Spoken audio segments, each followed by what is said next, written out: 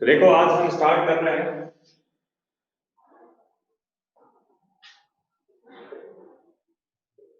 Cyclostome से।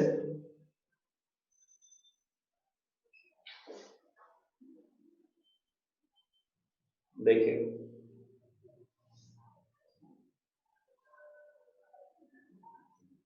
तो इसके बारे में आप जानते हैं इसको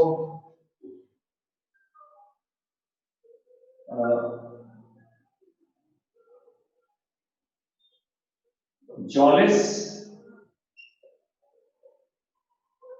एंड स्केललेस वर्टिब्रेट्स कहा जाता है।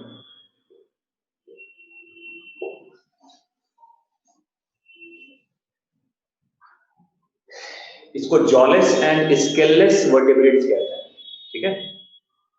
और याद रखिएगा साइक्लोस्टोम्स में अगर इसका देखें, इसका मतलब क्या होता है, साइक्लो प्लस स्टोमा कहते हैं, जिसका मतलब होता है circular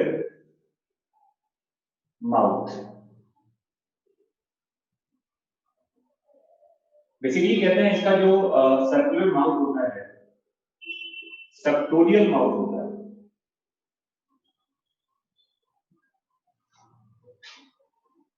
lack of jaw but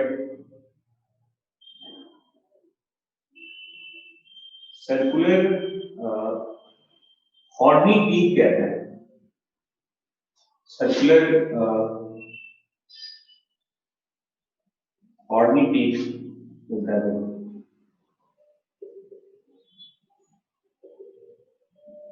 बहुत रफ होता है इसका। ये एक यूनिक पार्ट है। देखिए सबटोरियल मतलब सक करने वाला, चूसने वाला। अरे सक करना क्या होता है, इसमें जॉ नहीं होते, बट इसके आप देखेंगे सर्कल में, देखोगे माउथ के अंदर सर्कल में जॉ नहीं होता, बट माउथ के अंदर इस तरह का हॉर्नी टीथ लगा होता है। जैसे हॉर्नी टीथ मतलब बड़ा थोड़ा सा रफ होता है दांत, ऐसे होता है। तो ये टूथेड होता है बट जॉलेस होता है। याद रखना ये टूथेड होते हैं, इनमें टीथ तो होता है लेकिन ये जॉलेस होता है, ठीक है। और चूंकि इनके पास सर्कुलर माउथ होता है तो लिखते हैं दे आर मोस्टली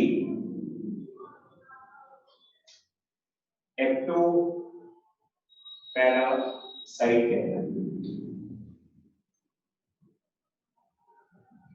ये ब्लड को सक करते हैं दूसरे एनिमल्स के बॉडी से, दूसरे के बॉडी से न्यूट्रिशन लेता है। ये फ्री लिविंग नहीं होते, ये एक्टो पैरासाइट होता है, ठीक है। समझ में आ गया। और देखो इसमें क्या लिखते हैं, presence of cranium and vertebral column made up of cartilage,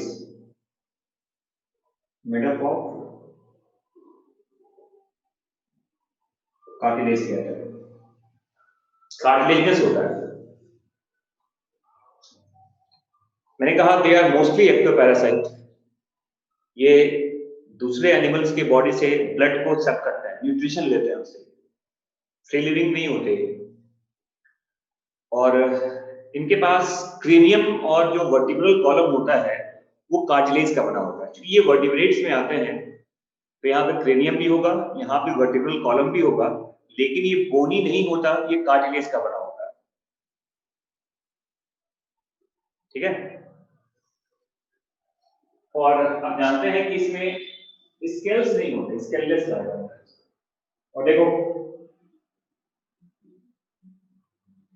इसका जो स्ट्रक्चर आप देखेंगे थोड़ा सा सिलिंड्रिकल शेप में बनेगा,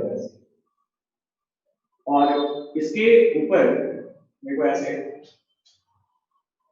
ये सिंगल मीडियन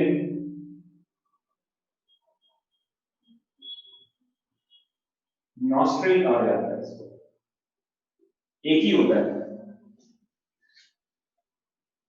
यहां से पानी वगैरह का एंट्री होता है। अरे सेक्टोरियल माउथ जो ब्लड को सक करता है, सक का मतलब क्या होता है? चूसने वाला, लिख लो ब्रैकेट में चूसने वाला, कब समझ में आ जाएगा तुमको।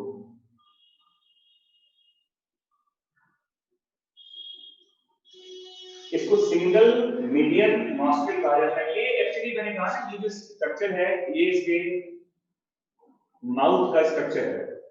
माउथ में ये जो देख रहे हैं आप, ये इसका हॉर्नी टीथ होता है।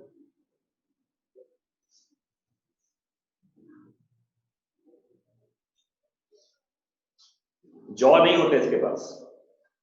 इसमें सिंगल मीडियन नॉस्ट्रिल होता है और फिन्स वगैरह सिंगल होते हैं, पेयर्ड फिन्स नहीं होते, सिंगल फिन्स है। जैसे कोई फिन्स अगर यहां पर है, दूसरी तरह का फिन्स यहां पर है, तो ये अनपेयर्ड होते हैं, डिफरेंट टाइप के फिन्स होते हैं। तो क्या लिखते हैं प्रेजेंस ऑफ अनपेयर्ड फिन्स।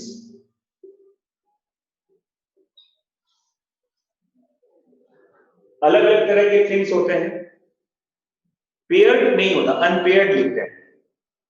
तैरने के लिए इनके पास फिन्स होते हैं, सिंगल मीडियन नॉस्ट्रिल कहा जाता है।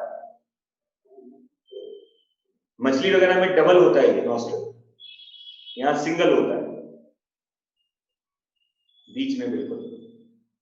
फिन्स अनपेयर्ड होते हैं, ये ए टाइप का होता है, ये बी टाइप का होता है। फिन्स इसमें सिंगल ही होता है, दूसरे डिफरेंट टाइप के फिन्स हैं बट वो एक ही होता है, अनपेयर्ड फिन्स कहते हैं। और आपके आंसर में लिखा हुआ है कि साइक्लोस्टोम्स में क्या मिलते हैं? अनपेयर्ड एपेंडेजेस, अनपेयर्ड एपेंडेजेस कहते हैं। ये इसके लिए लिखा हुआ है, फिन्स के लिए। इसके बाद आप देखोगे इसमें 6 to 15 पेयर्स गिल स्लिट्स कहते हैं। ये क्या लिखते हैं? 6 to 15 pairs of pharyngeal gill slits कहते हैं। अरे फिन्स को ही एपेंडेजेस कहते हैं।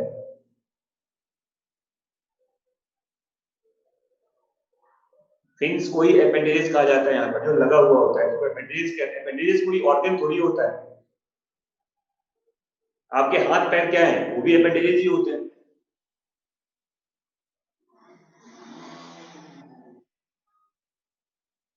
तो अनपेयर्ड, नॉस्ट्रिल भी अनपेयर्ड होता है, एक ही होता है। फिन्स भी अनपेयर्ड होते हैं, सिंगल ये होता है वो। और 6 to 15 pairs of pharyngeal gill slits कहा जाता है। इसमें 6 to 15 pairs of pharyngeal gill slits मिलते हैं। ठीक है, समझ में आ रहा है सबको? अच्छा, ये फिन्स लेके क्या जमीन पे तैरेगा क्या? अरे जमीन पे तैरने के लिए होता है क्या ये? फिन्स तो पानी के लिए होगा ना।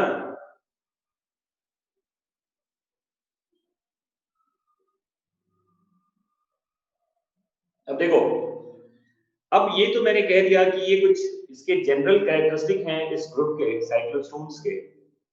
अब ऐसे देखो बताया जाता है इसमें कि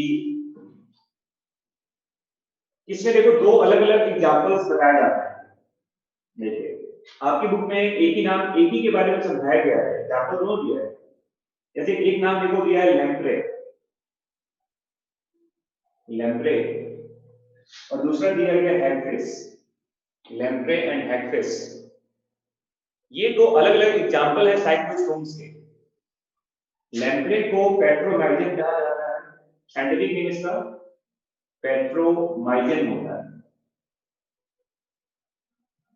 पेट्रोमाइजन कहते हैं उसको, पेट्रोमाइजन। और हैगफिश को मिक्सिन कहा जाता है, MYXINE, साइंटिफिक नेम है देखो इसका। हाँ, ये इसके दो एग्जांपल्स हैं, लेकिन इसमें डिफरेंस होता है, दोनों के बिहेवियर में डिफरेंस होता है, दोनों के बिहेवियर में डिफरेंस है। एनसीईआरटी में जो कुछ भी लिखा गया है वो केवल लैम्प्रे के बारे में लिखा गया है, याद रखिएगा।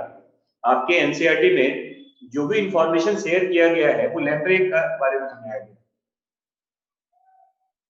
लैम्प्रे एक एग्जांपल है साइक्लोस्पोर्स का, जिसका साइंटिफिक नेम पेट्रोमाइजन होता है, ठीक है। दो एग्जांपल दिए गए हैं, लैम्प्रे और हैगफिश, पर दोनों के बिहेवियर में फर्क होता है। देखो, जैसे लैम्प्रे कहते हैं ये मेरीन वाटर में भी मिलता है और ये फ्रेश वाटर में भी मिलता है। कुछ पूरी पूरी तरह से मेरीन होते हैं, कुछ फ्रेश वाटर होता है, और ये माइग्रेशन शो करते हैं, शो माइग्रेशन, दे शो माइग्रेशन। मतलब आप ऐसे आप ये समझ लो कि ये मेरीन वाटर में भी मिलते हैं और फ्रेश वाटर में भी मिलते हैं, और इसमें माइग्रेशन होता है मेरीन से फ्रेश वाटर में और फ्रेश वाटर से मेरीन वाटर में। कैसे होता है मैं बताऊंगा आपको। तो लैम्प्रे का ये कैरेक्टरिस्टिक है कि लैम्प्रे मेरीन वाटर में भी मिलता है, फ्रेश वाटर में भी मिलता है, और ये माइग्रेशन शो करते हैं मेरीन वाटर से फ्रेश वाटर में और फ्रेश वाटर से मेरीन वाटर में। लेकिन हैगफिश जो होता है ये पूरी तरह से मेरीन होता है, कंप्लीटली। हैगफिश कंप्लीटली मेरीन कहते हैं, कंप्लीटली मेरीन कहा जाता है। इससे कोई माइग्रेशन नहीं होता, हैगफिश में कोई माइग्रेशन नहीं होता। हैगफिश का ही कॉमन नेम देखो, स्लाइम ईल कहा जाता है। बहुत ज्यादा म्यूकस इसके बॉडी पे होता है, काफी ज्यादा ये लुब्रिक, मतलब फिसलाहट होता है, इसमें फिसलन कहते हैं इसके बॉडी में। स्लाइम ईल भी कहा जाता है हैगफिश को, हैगफिश को स्लाइम ईल भी कहते हैं। ये पूरी तरह से मेरीन एनिमल होता है, इसमें कहीं कोई माइग्रेशन नहीं होता। समझ में आ रहा है? और देखो, फिर कहते हैं जो लैम्प्रे होता है, लैम्प्रे एक डायसियस ऑर्गेनिज्म है। ये डायसियस होता है, डायसियस एनिमल कहते हैं इसको, यूनिसेक्सुअल होता है। लैम्प्रे यूनिसेक्सुअल होता है, मेल अलग होते हैं, फीमेल अलग होते हैं, डायसियस कहते हैं इसको। लेकिन हैगफिश में देखो, हैगफिश के बॉडी में आप देखोगे कि टेस्टिस भी होता है, ओवरी भी होता है। ये एक यूनिक चीज है। देखो, अगर स्ट्रक्चरली देखा जाए तो कहते हैं स्ट्रक्चरली हर्माफ्रोडाइट होता है, स्ट्रक्चरली ये हर्माफ्रोडाइट होता है, बट फंक्शनली ये डायसियस होता है।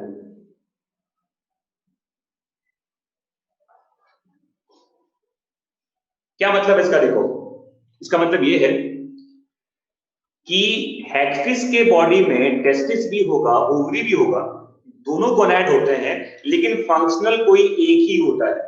अगर टेस्टिस फंक्शनल होगा तो ओवरी काम नहीं करेगा, ओवरी फंक्शनल होगा तो टेस्टिस काम नहीं करता। होते दोनों हैं, स्ट्रक्चरली ये हर्माफ्रोडाइट होते हैं, बट फंक्शनली गैमेट एक ही बनेगा, या तो स्पर्म या तो एग। वो खत्म हो जाता है, मतलब बिहेवियर एक का ही होता है। स्ट्रक्चरली ये हर्माफ्रोडाइट होते हैं, बट फंक्शनली ये डायसियस होते हैं। समझ में आ रहा है? एक ही का एग्जिस्टेंस रहता है, दूसरा खत्म हो जाता है, नहीं सेल्फ फर्टिलाइजेशन नहीं होता।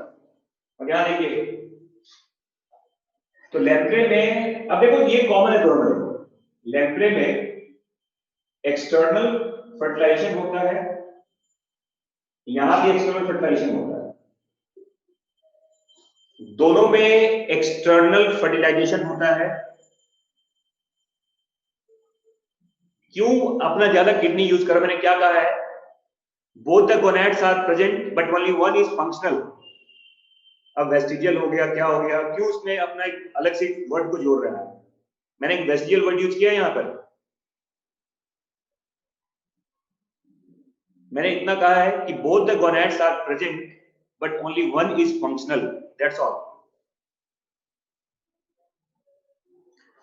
दोनों में एक्सटर्नल फर्टिलाइजेशन है, दोनों में क्रॉस फर्टिलाइजेशन होता है, एक्सटर्नल भी होता है, क्रॉस भी होता है। एक्सटर्नल है, क्रॉस है, एक्सटर्नल है, क्रॉस है। दोनों ओविपेरस होते हैं, ये भी ओविपेरस होता है और ये भी ओविपेरस होता है, सेम है। देखो दोनों ओविपेरस होते हैं, ठीक है ना? समझ में आ गया? लेकिन अब डिफरेंस आ जाएगा। देखो डिफरेंस ये है कि इसमें क्या होता है, लैम्प्रे में इनडायरेक्ट डेवलपमेंट कहते हैं, लार्वा होता है, बट हेक्सिस में डायरेक्ट डेवलपमेंट होता है, इसमें लार्वा नहीं होता।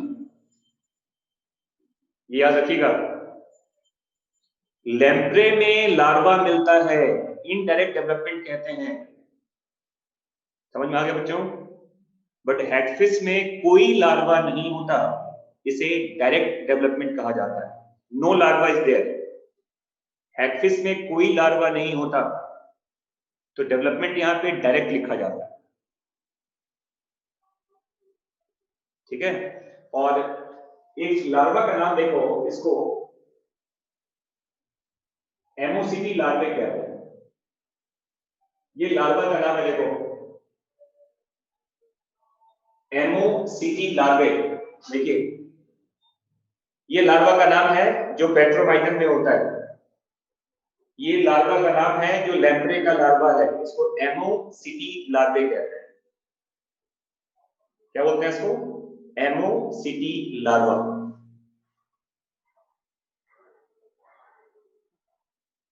समझ में आ गया बच्चों?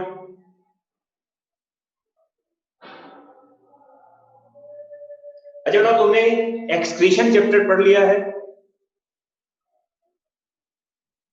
ठीक है, तो देखो एक काम यूज करते हैं, थोड़ा सा मैं इसको मिटाता हूं, फिर मैं यूज करते हूँ। बाय द वे, कौन सा बोर्ड आपको बेटर लगता है, स्मार्ट बोर्ड या व्हाइट बोर्ड? ये हाँ जी बताइए। अच्छा, स्मार्ट बोर्ड ज्यादा अच्छा लगता है। देखो व्हाइट बोर्ड वाले भी बच्चे हैं, ये डिजिटल वाले, दोनों ही ठीक है। चलिए ठीक है, फिलहाल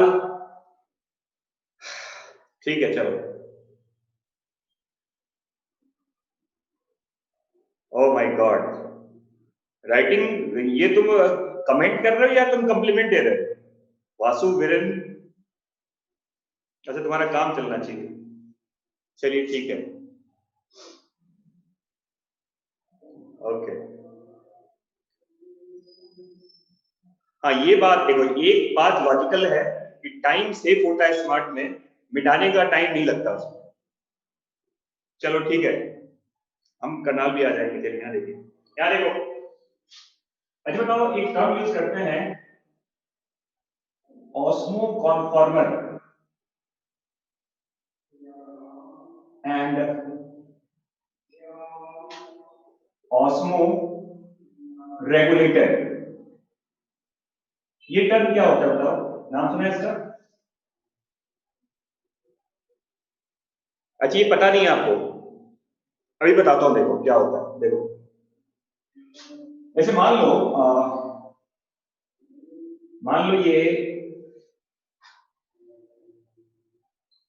ये मान लो समंदर का ये पानी है, ये सॉल्टी वाटर है, ये सॉल्टी वाटर है, और ये भी एक मान लो सॉल्टी वाटर है। ठीक है। और ऐसे मान लीजिए कि एक एनिमल इसके अंदर है और एक एनिमल इसके अंदर है। एक में सपोज करो इसके अंदर का कंसंट्रेशन जो है वो 300 है और सॉल्ट वाटर का कंसंट्रेशन 1200 होगा। एक का मान लो इसका भी 1200 है और इसका भी 1200 है। हाँ जी, अब यहां देखिए, अब ये थोड़ा सा मैं समझा देता हूं आपको कि अगर मान लो ये सॉल्टी वाटर है और ये बाहर ये 300 है इसके अंदर, तो आप जानते हैं इसमें सॉल्ट वाटर का एक मूवमेंट बनेगा। सॉल्ट और वाटर का मूवमेंट यहां पे होगा, तो कहते हैं इसमें क्या पॉसिबल होगा, तो मूवमेंट ऑफ ऑस्मोटिक मूवमेंट कहते हैं, osmotic movement of salt and water कहते हैं। यहां पर लिखते हैं no net movement, no net movement.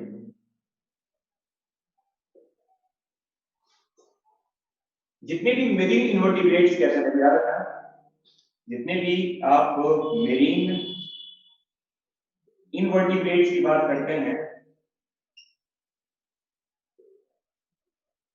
उसमें यही कंडीशन होता है और ये सभी के सभी मेरीन वर्टिब्रेट्स होते हैं।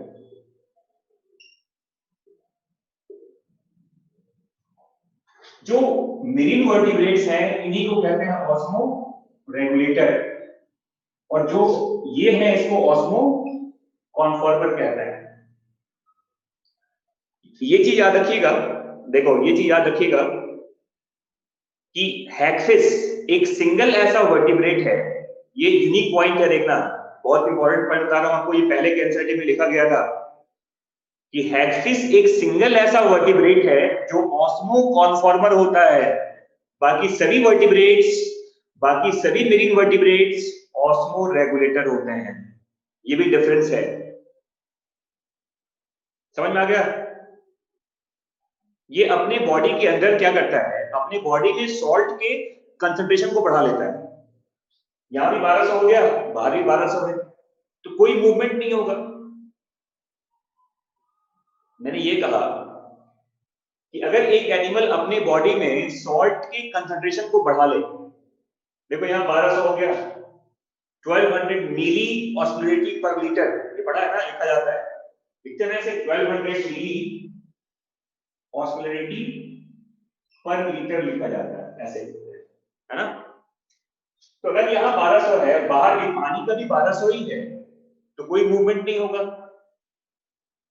नहीं होगा ना मूवमेंट, ना सॉल्ट का ना वाटर का। अगर ऐसा कंडीशन हो जाए, ये कंडीशन ऑस्मो कॉन्फॉर्मर्स में मिलते हैं।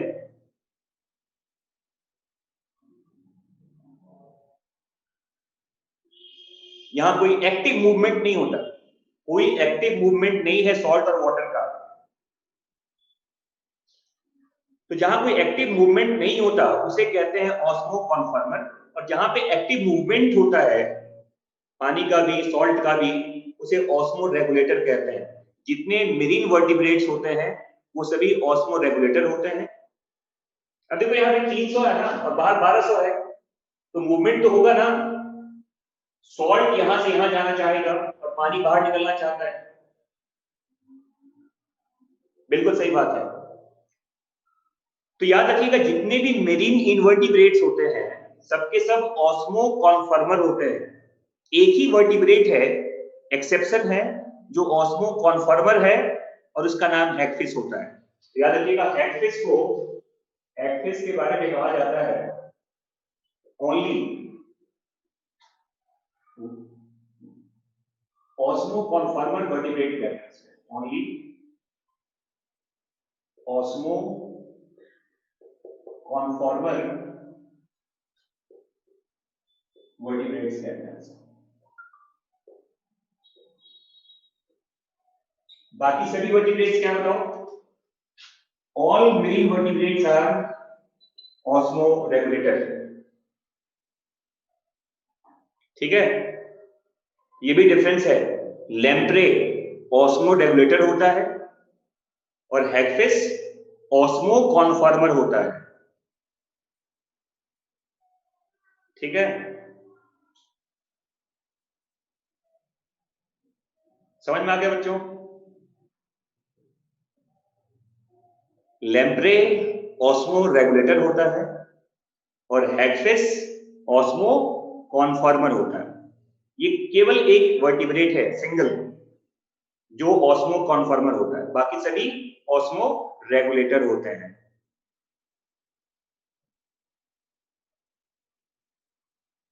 बिल्कुल, हैगफिश अपने अंदर सॉल्ट के अमाउंट को ज्यादा कर लेगा तो क्या होगा बताओ? अब सॉल्ट अगर ज्यादा नेचुरली भी होता है, इनवर्टिब्रेट्स में याद रखिएगा वैसे भी सॉल्ट का अमाउंट ज्यादा होता है वर्टिब्रेट के रिस्पेक्ट में। हर इनवर्टिब्रेट्स में सॉल्ट का कंसंट्रेशन, जो पानी में रहते हैं, मेरीन वाटर में रहते हैं, उनके बॉडी में सॉल्ट का कंसंट्रेशन वर्टिब्रेट के रिस्पेक्ट में ज्यादा होता है। लैम्प्रे ऑस्मो रेगुलेटर होता है, उसमें ये 300 वाला होगा।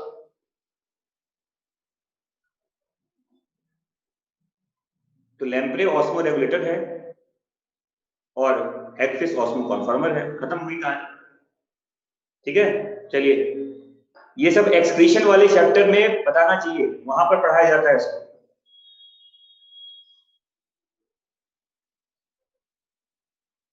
हाँ, इनवर्टिब्रेट्स में सॉल्ट पहले से ज्यादा होता है और इसमें हैगफिश भी आ जाता है।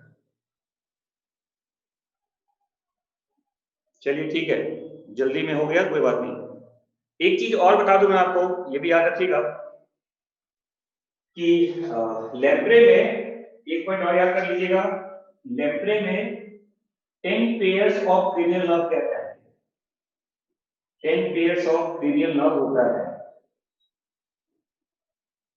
10 pairs of cranial nerve, 10 pair होता है लैम्प्रे में क्रेनियल नर्व। हैगफिश में 8 पेयर ही होता है, 8 पेयर्स है। ये भी एक डिफरेंस होता है, और तो ये सब आपके एनसीईआरटी में लिखा हुआ नहीं है। लैम्प्रे के बॉडी में 10 पेयर्स ऑफ क्रेनियल नर्व होते हैं और हैगफिश में कि ये केवल 8 पेयर्स ही होता है। अब मैं आपको बताऊंगा एक यूनिक फीचर है, लैम्प्रे में होता है, ये माइग्रेशन कहते हैं। वो कैसे होता है वो समझिए। हम यहाँ इसको मिटा दो आप सबको, देखो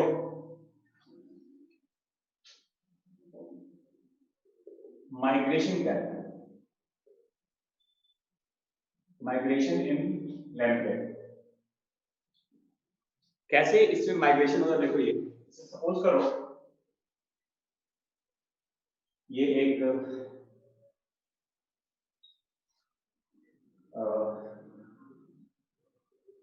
मेरी वाटर का कंडीशन है ये, और इसके साथ अटैच मान लो ये एक डेल्टा वगैरह जो होता है, जो फ्रेश वाटर कंडीशन है, मान लीजिए एक फ्रेश वाटर का सोर्स है,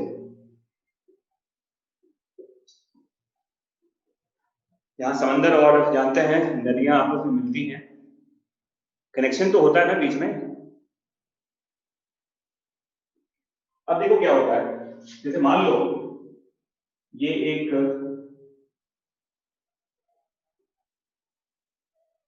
मेल का स्ट्रक्चर है और ये एक फीमेल का स्ट्रक्चर है, ये एडल्ट लैम्प्रे है। देखो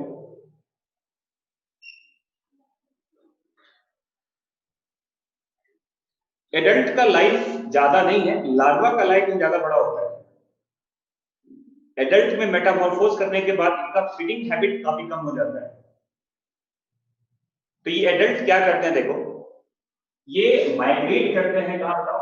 फ्रेश वाटर में आने के लिए। अब यहाँ पे मान लो ये मेल भी पहुंच गया और साथ में फीमेल भी आ गई।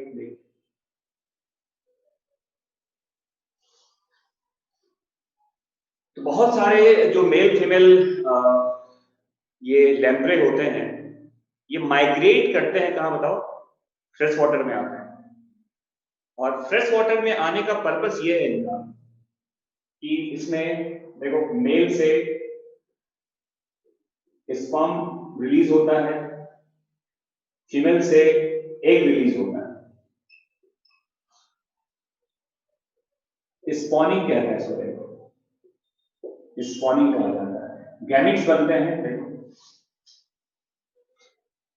तो एग फीमेल के बॉडी से बाहर आ गया। अभी रुक जाओ, अभी मैं बाद में बताऊंगा। यहां देखो, तो मेल से ये स्पर्म आया, देखो बहुत सारा, देखिए ये स्पर्म रिलीज हुआ पानी में, और ये एग है, देखो बहुत सारे एग भी होंगे।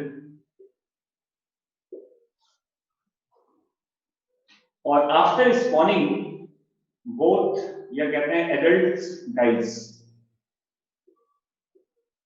आफ्टर स्पॉनिंग, या आफ्टर, जस्ट आफ्टर कहते हैं फर्टिलाइजेशन, जस्ट आफ्टर फर्टिलाइजेशन कहते हैं। अब देखो क्या होगा, ये दोनों मिलेगा, आप जानते हैं फर्टिलाइजेशन यहाँ पे होगा, देखो यहाँ पे एक्सटर्नल फर्टिलाइजेशन होगा, और क्या बनेगा, मतलब जाइगोट। देखिए ये जाइगोट बना, ये जाइगोट अब लार्वा बनता है, और ये लार्वा फ्रेश वाटर में लगभग 3 से 7 साल तक, 3 to 7 ईयर तक सर्वाइव करता है। और फिर कहते हैं लार्वा, इतने समय के बाद इसका क्या हुआ, मेटामॉर्फोसिस, और ये फिर एडल्ट लैम्प्रे में कन्वर्ट हो जाता है। ये एडल्ट लैम्प्रे फिर कहां पहुंचता है बताओ, मेरीन वाटर में। मेरीन वाटर में ज्यादा इसका लाइफ नहीं है, महीनों में होता है, फ्यू मंथ्स ही रहता है ये मेरीन वाटर में।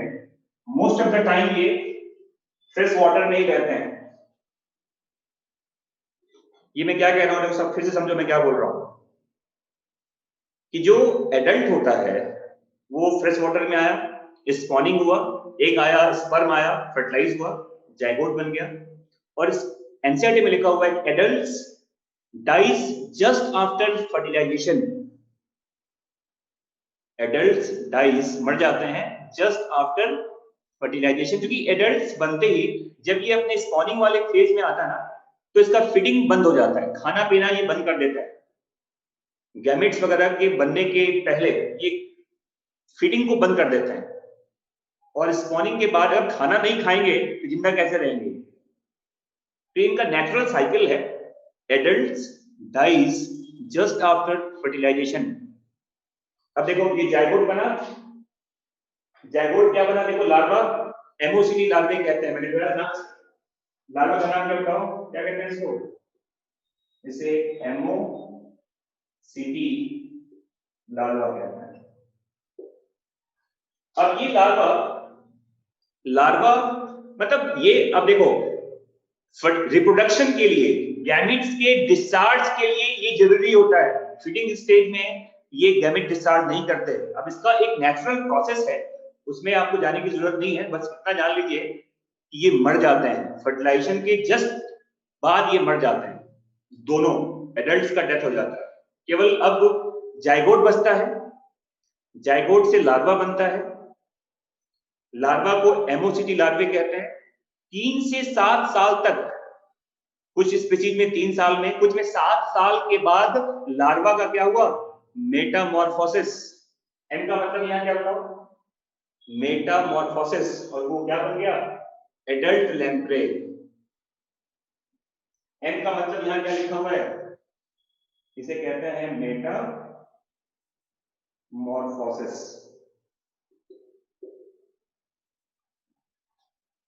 एडल्ट बन जाते हैं ये एडल्ट, फिर फ्रेश मेरीन वाटर में आता है। ऐसा कुछ नहीं होता, फंगस से अटैक नहीं होता, फीडिंग बंद होने की वजह से इसका डेथ होता है। और मेटामॉर्फोसिस होने के बाद ये लैम्प्रे एडल्ट बन जाते हैं, ये वापस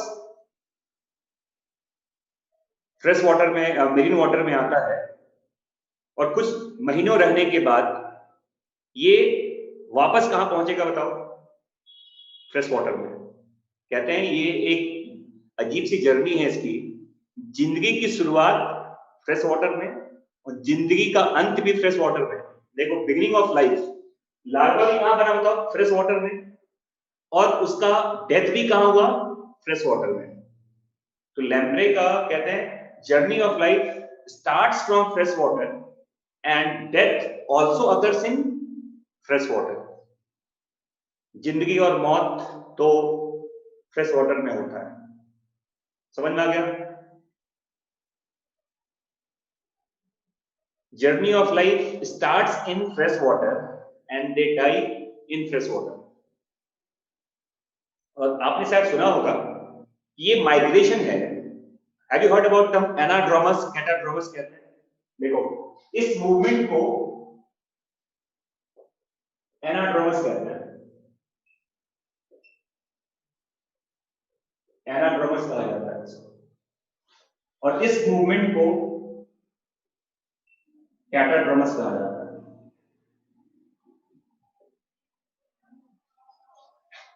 SAF होता है।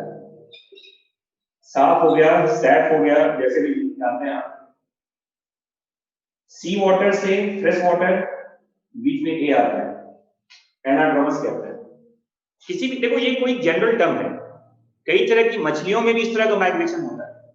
whenever any kind of animal migrate from sea water to fresh water, that kind of migration is called anadromous. And if reverse movement takes place, this kind of movement is called catadromous.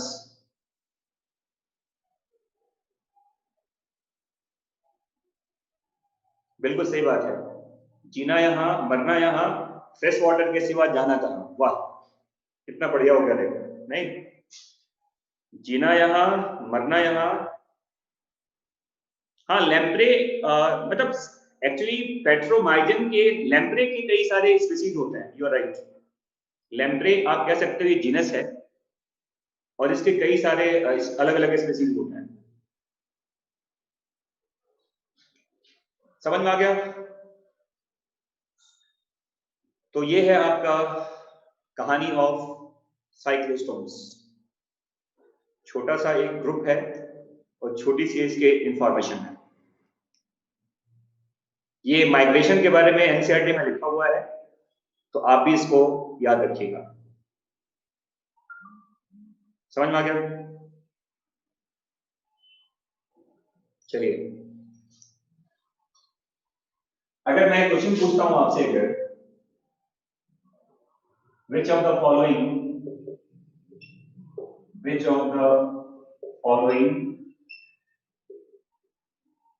characteristic is not applicable for actis?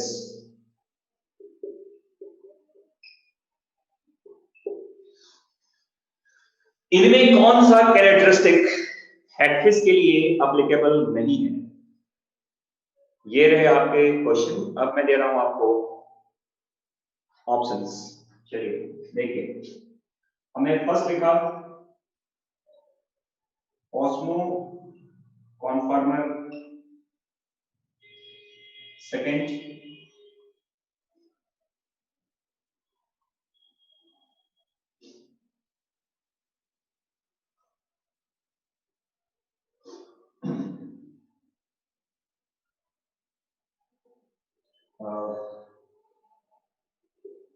Cartilaginous,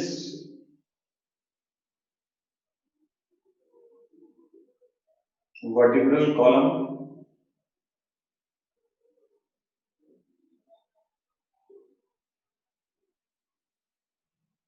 two chambered heart,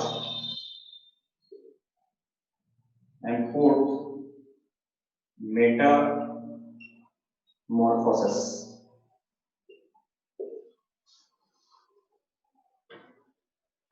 क्या होगा?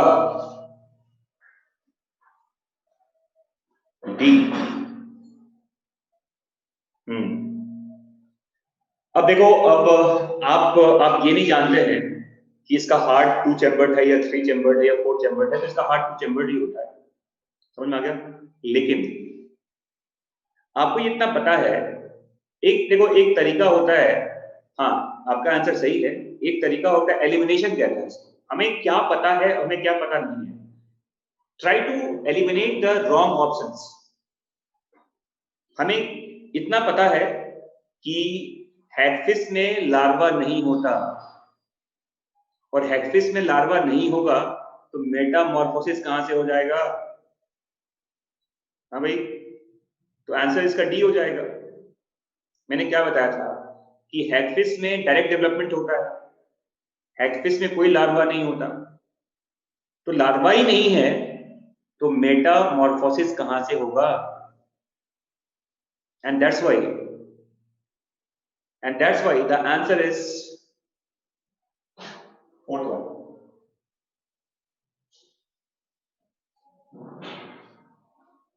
समझ में आ गया? समझ में आ गया भाई? चलिए चलिए, अब मैं आपको, हाँ जी, ये आपको एक एडिशनल इंफॉर्मेशन मिल गया। सभी साइक्लोस्टोम्स में 2 चैम्बर्ड हार्ट होता है। All cyclostomes have 2 chambered heart. मछली, जानते हैं मछली के बारे में ना? मछली क्या है बताओ? मछली क्या है? मछली जल की रानी है। हाँ देखो, यही सबके जुबान पे ये आता है कि मछली जल की रानी है, जीवन उसका पानी है। हाथ लगाओ तो डर जाती है और बाहर निकालो तो मर जाती है। बट यहाँ पे एक कंडीशन अप्लाइड है कि किस मछली को हाथ लगा रहे हैं आप। आपने कहीं सार्क को हाथ लगा दिया ना, तो आपकी बॉडी से हाथ गायब हो जाएगा।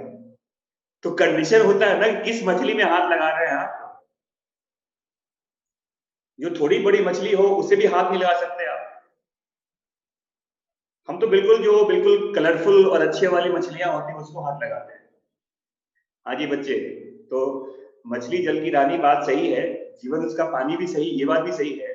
हाथ लगाओ तो हाथ उखाड़ के ले जाती है, हाथ गायब हो जाती है। बिल्कुल सही कह रहे हैं। तो कृपया ऐसी मछली में हाथ ना लगाएं, नहीं तो निपट सकते हैं। बिल्कुल सही बात।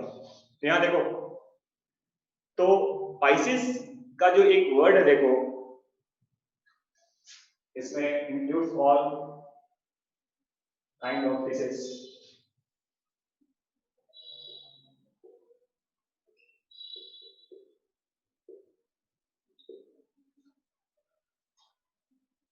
तो पाइसिस एक कहते हैं इसको एक्वेटिक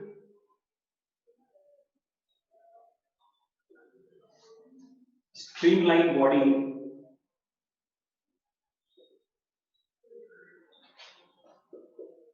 बॉडी एनिमल कहा जाता है इसको।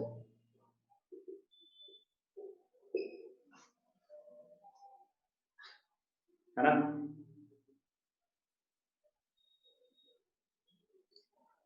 हाँ बिल्कुल सही बात है, लैम्प्रे भी एक्वेटिक ही होता है, स्ट्रीमलाइन वो भी होता है।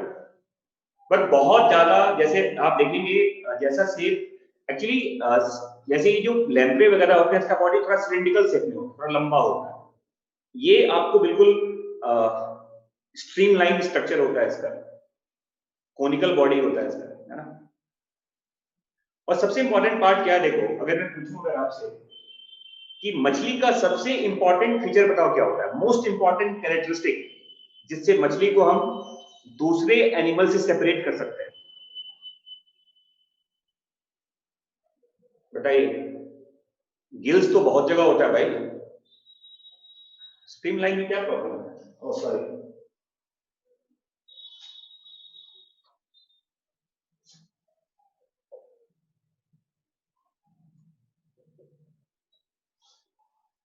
ठीक है। तो शायद एक ऐसा टर्म है जो आपने कभी सुना ही नहीं होगा, अभी जो मछली में ही होता है, देखो मोस्ट यूनिक फीचर क्या कहना था, लिखते हैं प्रेजेंस ऑफ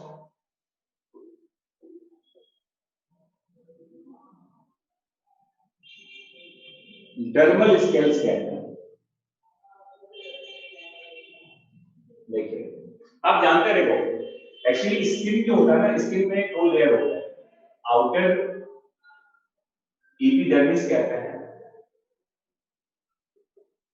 और लोअर डर्मिस होता है।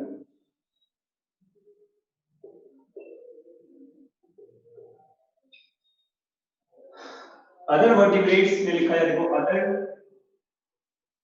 Vertebrates possess epidermal scales as its exoskeleton। लेकिन स्केल्स पता है ना, बट ये डर्मल स्केल्स तो पता नहीं था। जैसे स्केल्स रेप्टाइल में भी होता है, स्केल्स कुछ मैमल्स में भी होता है, लेकिन वो एपिडर्मिस से बनता है। डर्मल स्केल्स केवल और केवल मछली में मिलता है। ठीक है, समझ में आ गया। और देखो, और इसका एक इंपॉर्टेंट पार्ट ये है, देखिए यहां पर कि इसमें जो फिन्स होते हैं वो दोनों होता है, कुछ फिन्स पेयर्ड भी होते हैं, कुछ अनपेयर्ड भी होते हैं। जैसे मैं आपको रोहू के जैसे देखो, ये रोहू मछली है, मान लो ये एक बहुत कॉमन मछली है रोहू लेबियो। इसमें ऐसा लिखा जाता है कि जो इसमें फिन्स जो होते हैं, देखो कुछ फिन्स एक भी होते हैं, देखो ऐसे,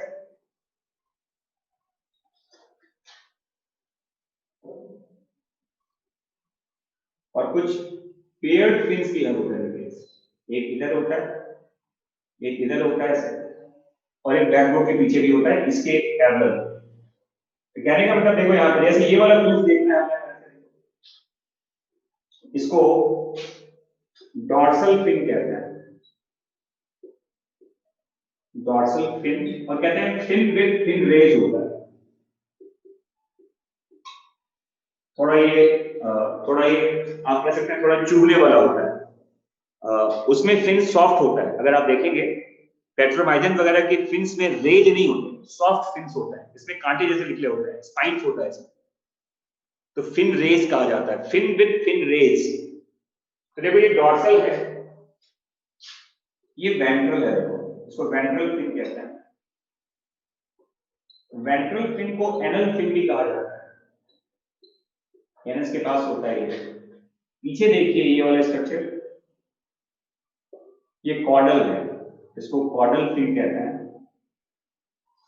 यहां देखो ये वाला स्ट्रक्चर, इसमें एक को पेक्टोरल फिन कहते हैं और दूसरे को पेल्विक फिन कहा जाता है। पेक्टोरल फिन, पेल्विक फिन, ये पेयर्ड होता है।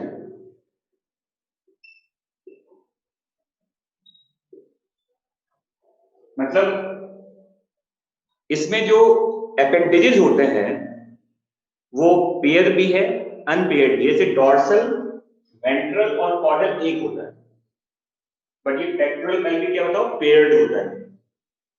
तो अपेंडेजेस यहाँ पे पेयर्ड भी हैं और अनपेयर्ड भी हैं, है ना? लेकिन मैंने क्या कहा था कि लैम्प्रे में सबके सब अनपेयर्ड थे। तो हम क्या लिखते हैं, देखो यहाँ लिखा जाता है both paired and unpaired fins are present. Both paired and unpaired fins are present. ठीक है। और देखो हर फिन्स का अपना अलग अलग यूज भी है। जैसे जो डॉर्सल और वेंट्रल फिन होता है ये डायरेक्शन के लिए होता है, ये किधर बॉडी मूव करेगा, तो डायरेक्शन कहां से आता है, डॉर्सल से और वेंट्रल से। तो मैं क्या बोल रहा हूँ, देखो डायरेक्शन का अलग फिन होता है इसमें, बैलेंस का अलग होता है, और नेट फोर्स जो होता है वो कहीं और से लगता है मूवमेंट के लिए। तो नेट फोर्स कहां से लगेगा बताओ, कॉर्डल से। बैलेंस P प्लस P से आता है, टेक्टोरल और पेल्विक से बैलेंस आता है। और डायरेक्शन कहां से आएगा बताओ, डॉर्सल से और वेंट्रल से। तो हर फिन्स के अपने अलग अलग यूज होते हैं, हर फिन्स का अपना अलग अलग इस्तेमाल होता है। डॉर्सल और वेंट्रल डायरेक्शन के लिए होता है। कॉर्डल, कॉर्डल, अरे caudal CAUDL, caudal fin, caudal पूंछ वाला, वहीं से तो फोर्स जनरेट होता है आगे जाने के लिए। तो मूवमेंट के लिए जो नेट फोर्स चाहिए उसको, वो कॉर्डल फिन से जनरेट करता है। डायरेक्शन डॉर्सल वेंट्रल से आता है, और बैलेंस टेक्टोरल एंड पेल्विक से आता है, जो पेयर्ड होता है। समझ में आ गया, समझ में आ गया।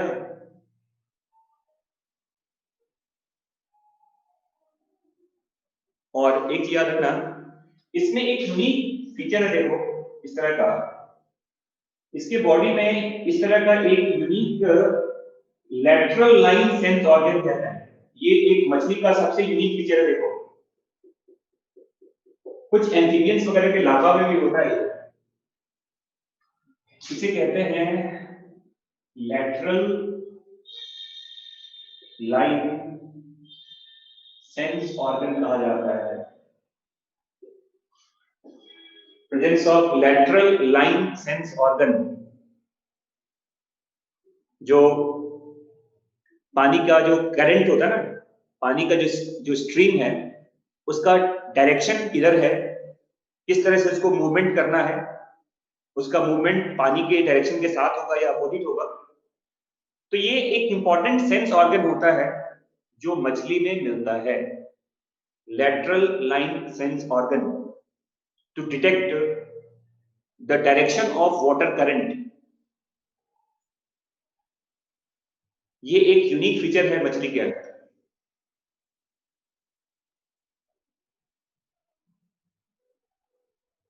समझ में आ गया।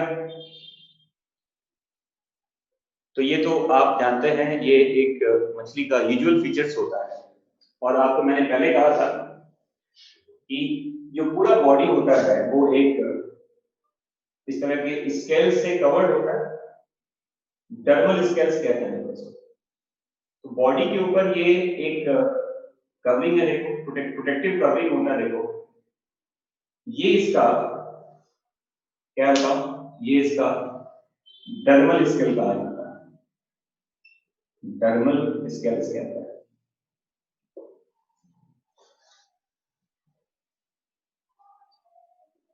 ठीक है। इसके अलावा देखो, मैंने कहा कि डिटेक्शन ऑफ वाटर करंट, पानी में तैरने वाला ये जानवर है, एनिमल है सॉरी। तो पानी में ये तैरेगा तो पानी की करंट का स्ट्रीम जो है उसका उसका फ्लो किधर से है, कैसे उसको फ्लो करना है, मूवमेंट करना है, तो ये बहुत ज्यादा हेल्पफुल होता है। डिटेक्शन ऑफ वाटर करंट कहता है।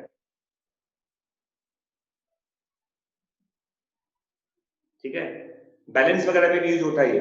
लेटरल लाइन सेंस ऑर्गन का काम बैलेंस के लिए भी होता है, टेम्परेचर का डिटेक्शन भी करता है, टेम्परेचर के लिए भी होता है, मल्टीपल यूज में आता है, मल्टीपल यूज में आता है ये। ठीक है। और देखो इसके अलावा देखो आप ये भी जानते हैं कि इसमें भी टू चेम्बर्ड हार्ट कहा जाता है।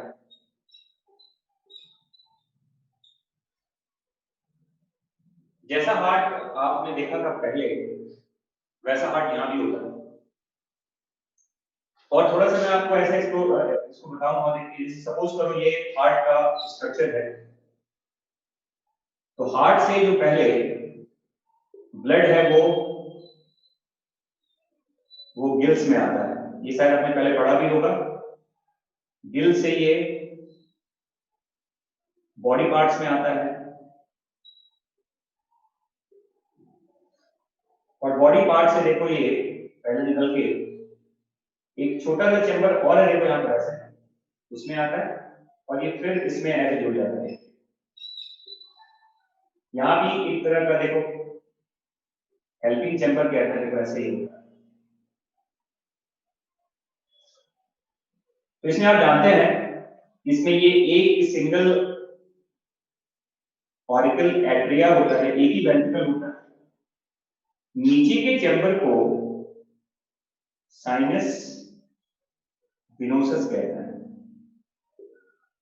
और इस चैम्बर को कोनस आर्टेरियोसस कहा जाता है। लेकिन ये चैम्बर देखिए, जो कॉन्ट्रैक्शन का जो मेन पार्ट है वो तो यहां से होता है, तो चैम्बर मेन दो ही होते हैं, एक ऑरिकल और एक वेंट्रिकल। एक ऑरिकल और एक ही वेंट्रिकल होता है, तो मेन चैम्बर दो ही होता है। पढ़ा है ना इसको? और आप जानते हो कि ये टू चैम्बर्ड हार्ट है, और इस हार्ट में हमेशा कौन सा ब्लड फ्लो होता है? Impure blood. ऐसे हार्ट को वेनस हार्ट भी कहते हैं। हाँ जी, ऐसे हार्ट को क्या बोलते हैं बताओ? ऐसे हार्ट को वेनस हार्ट कहा जाता है। सिंगल सर्कुलेशन इसमें होता है, ये भी पढ़ा है, इसमें सिंगल सर्कुलेशन होता है। ऐसे हार्ट को वेनस हार्ट कहते हैं, क्योंकि हार्ट में हमेशा इम्प्योर ब्लड ही प्रेजेंट होता है। Heart always contains deoxygenated blood. Heart always contains deoxygenated blood, and hence this is called venous heart. Single circulation है, एक बार में ब्लड हार्ट को क्रॉस कर जाता है। और आप जानते हैं कि हर वर्टिब्रेट का हार्ट क्या कैसा होता है? ये सभी वर्टिब्रेट्स में होता है। जहां भी हार्ट होगा उस हार्ट को मायोजेनिक हार्ट कहा जाता है। All vertebrate have myogenic heart. सभी वर्टिब्रेट का हार्ट मायोजेनिक होता है, और एक इनवर्टिब्रेट का हार्ट भी है जो मायोजेनिक होता है। जल्दी बताओ,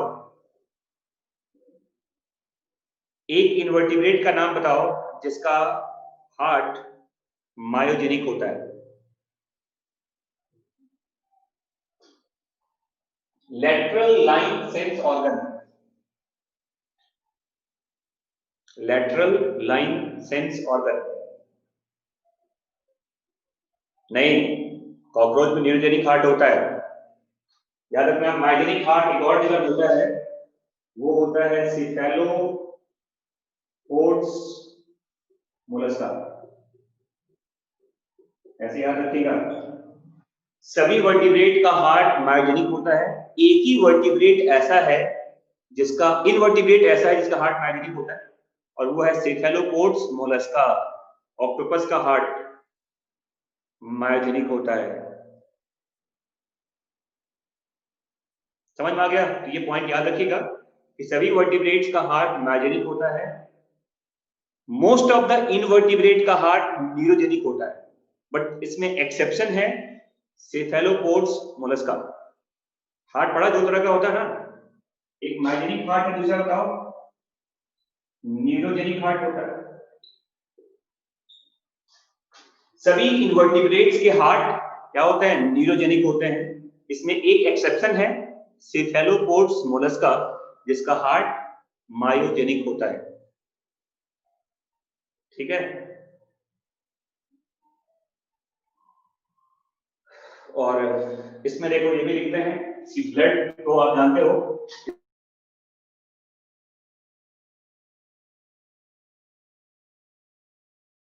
ब्लड्स में आरबीसी न्यूक्लिएटेड होता है एक्सेप्ट द मैमल्स, ये आप जानते हैं। तो इसके ब्लड में भी आरबीसी होता है, और वो आरबीसी न्यूक्लिएटेड होता है, न्यूक्लिएटेड आरबीसी कहते हैं। ये सभी वर्टिब्रेट्स में होता है एक्सेप्ट द मैमल्स। केवल मेमेलियन आरबीसी में न्यूक्लियस नहीं होता, बाकी सभी वर्टिब्रेट्स के आरबीसी में न्यूक्लियस होता है।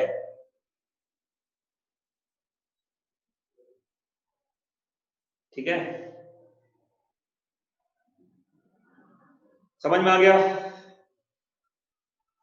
तो चलिए अब आज के लिए बस यहीं तक रखते हैं कहानी।